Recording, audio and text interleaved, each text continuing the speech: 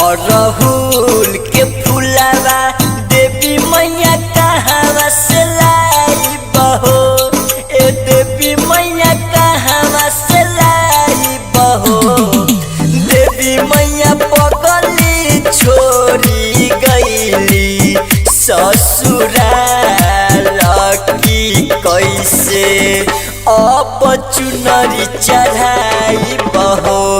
हे देवी मैया पगली छोड़ी गईली ससुराल की कैसे अब चुनरी चढ़ाई बहो। हे देवी मैया पगली छोड़ी गईली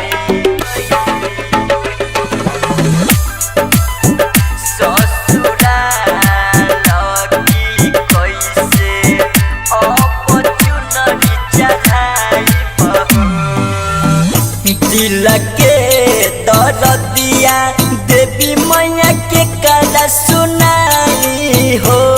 हे देवी मैया के कला सुनाई हो।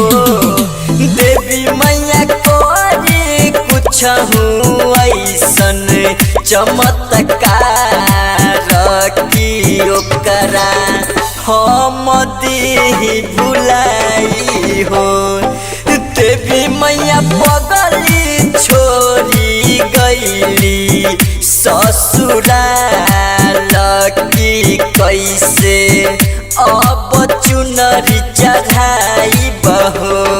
देवी मैया पगली छोड़ी गईली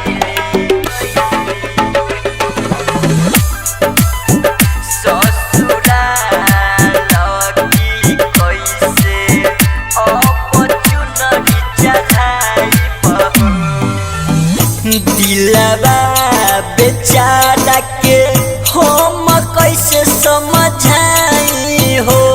हे देवी मैया कैसे समझाई हो। देवी मैया पिके परदेश के जिंदगी भइल खराब किली अपना पास बुलाई हो। हे देवी मैया पगली छोड़ी गईली ससुराल की कैसे अब चुनरी चढ़ाई बहो। Jaiswal digital recording studio, Awapur Pupri, Sitamarhi.